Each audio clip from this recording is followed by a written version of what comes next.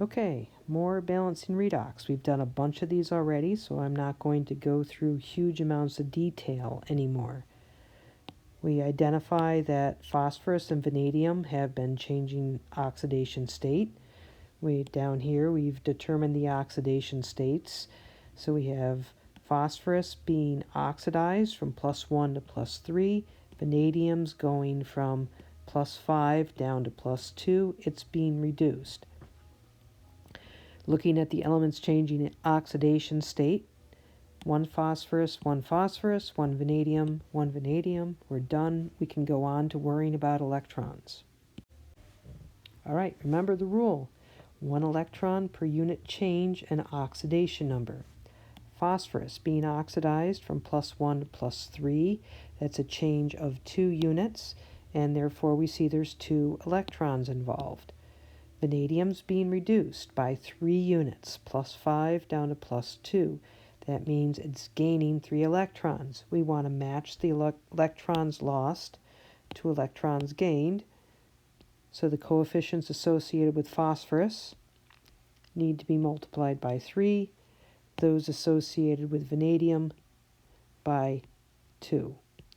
So now we have the number of electrons lost equal to the number of electrons gained. The next step is to balance for charge. And looking at reaction conditions, we see it's acidic. So when we're balancing for charge, we want to add H+ ions. Okay, looking at the charge, we have 3 of these. Net charge is 0. 2 of this vanadium ion. Net charge of -6 on the reactant side. On the product side, we end up with a +4. Now, in order to balance a charge, when we're adding something positive, we're going to have to add to the reactant side. In fact, we're going to have to add 10 H+ ions so that we have a net charge of +6. Now we look at the oxygens. All right, so looking at oxygens, we have 6 oxygens here and 8 oxygens here. So we have a total of 14 oxygens on the reactant side. On the product side, just now, we have 9 oxygens. So we're 5 oxygens short on this side. To balance oxygens, we add water.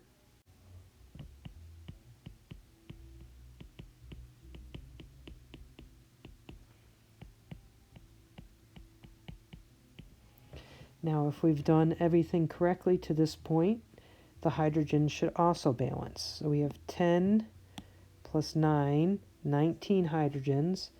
On this side, we have 9 plus 10, 19 hydrogens. We're done. We've done lots of these, so I'm hitting the highlights. Here, we've determined the oxidation number of manganese, and the rest of the oxidation numbers are as shown. We want to balance the atoms changing oxidation number. And we note here that bromine has a subscript 2. So before we worry about the electrons, we need to balance the bromines. Now we can connect them up and determine the electrons. All right, we have 2 bromine atoms, each changing by 1 unit, -1 to 0. So because we have 2 of them, each changing by 1 unit, that's 2 units or 2 electrons that are given up in this oxidation. This is a reduction, +7 down to +2, that's 5 units, 5 electrons. To match electrons lost to electrons gained, we multiply the coefficients associated with manganese by 2 and those associated with bromine by 5. So that changes this 2 to a 10. Now we go on to worrying about balancing for charge. We're in acidic solution, so what we have to balance charge is H+. On the reactant side, we have 2 minus 1 plus 10 that are -1 charge, total of -12. On the product side, we have a net charge of +4. Now to balance a charge by adding H pluses, we're going to have to add 16 H pluses to the reactant side. Looking at oxygens, we have 8 on the reactant side. We don't have any on the product side, so we need to add 8 waters to bring 8 oxygens to each side. Now, if we've done everything right, the hydrogens balance. 16 hydrogens, 16 hydrogens. We're done. So we see that nitrogen and chlorine are changing oxidation number. We've determined the oxidation numbers, and before we worry about the number of electrons, we want to note that chlorine has this subscript 2, so we need to balance the chlorine before we worry about the number of electrons. So we're going to need 2 chloride ions on the product side. All right, here we figured out the electrons lost and gained. We see that there are 2 electrons involved in 2 chlorine atoms, each changing by 1 unit, and nitrogen's going from +3 to +5, so there's 2 electrons involved in that process. So since there's 2 electrons lost, 2 electrons gained as written, we're not going to change any of the existing coefficients. Let's look to charge, and we note that we're in basic solution. So what we have to balance the charge is hydroxide ions. So as written, we see we have a net -1 charge on the reactant side and -3 on the product side. Again, because we're in basic solution, we're adding hydroxide, something that's negatively charged. So that means we have to add the hydroxide to the reactant side. In fact, we have to add 2 hydroxides to bring our charge on the reactant side up to a net -3. Now we can look to oxygens. So we see that we have a net of 4 oxygen atoms on the reactant side and 3 thus far on the product side. In order to balance the oxygens, we have to add 1 more additional oxygen on the product side, which means we add a water molecule.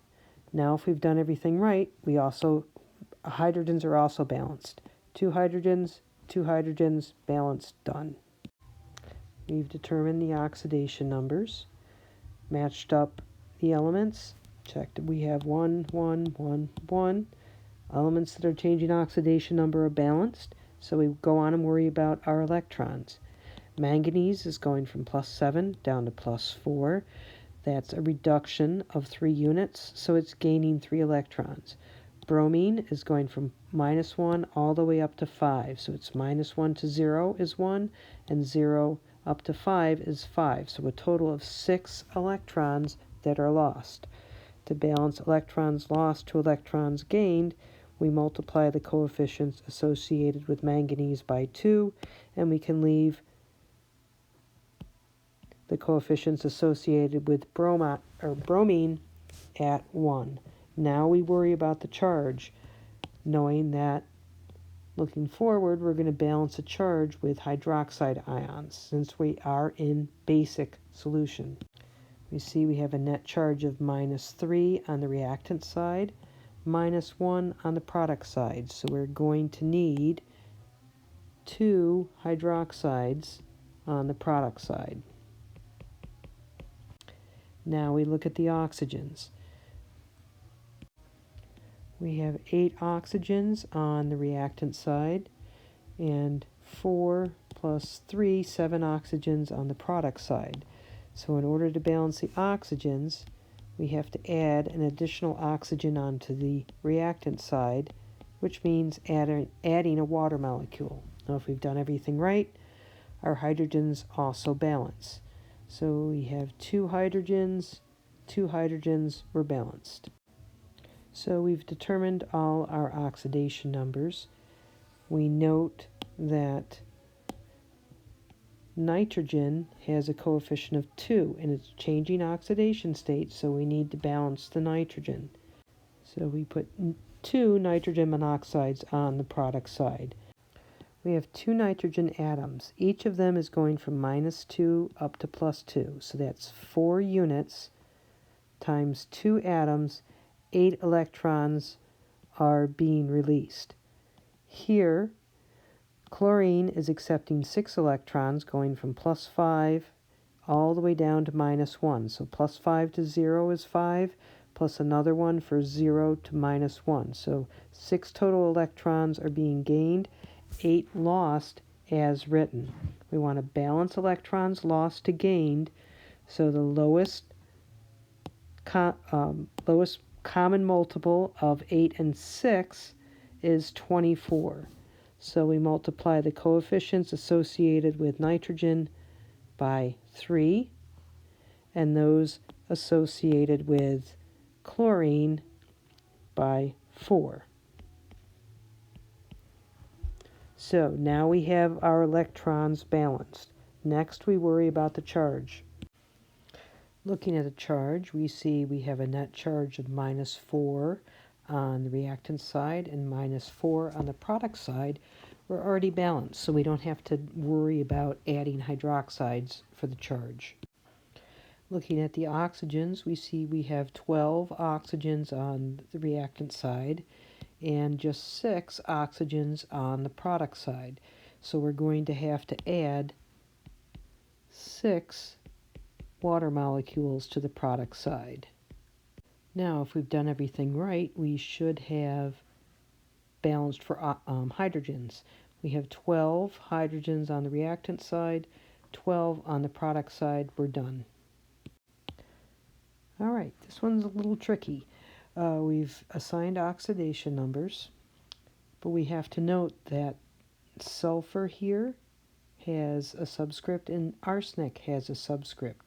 So we need to balance the sulfurs by changing the coefficient 2 here, and we balance the arsenic atoms with the coefficient 4. Now we can worry about electrons. So when we're looking at electrons lost and gained, we see there's 4 arsenic atoms, each changing by 5 units. Each one is going from +5 all the way down to 0. So that's 5 times 4, or 20 electrons as it's written. Sulfur, 2 of them, each are going from +2 up to +6. It's a change of 4 units. So 2, 4, 8 electrons. To balance electrons lost and gained, we consider the lowest common multiple of 20 and 8, and that's 40. So the coefficients associated with arsenic should be multiplied by 2. So that becomes an 8, and that's a 2. The coefficients associated with sulfur should be multiplied by 5. So this becomes a 10, and this a 5. Now looking at charge, we have 8 times -3 plus 5 times -2, so that's -24, -10, and -34 on the reactant side. The product side has 10 times -2 plus 2 times 0, or a -20. If we look at our conditions, we see it's acidic. In acidic solution, we add H plus to balance the charge. So to balance the charge, we're going to need 14 positive charges. So that means 14 H pluses needed to be added to the reactant side. Looking at the oxygens, we have 8 times 4 plus 5 times 3, so we have 32 plus 15, 47 oxygens on the reactant side. On the product side, we have 40 oxygens.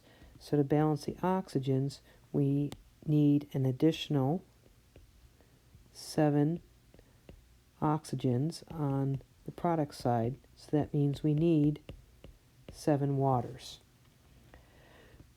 All right, so now if we've done everything right, our hydrogens also balance. 14 hydrogens were balanced, so we're done.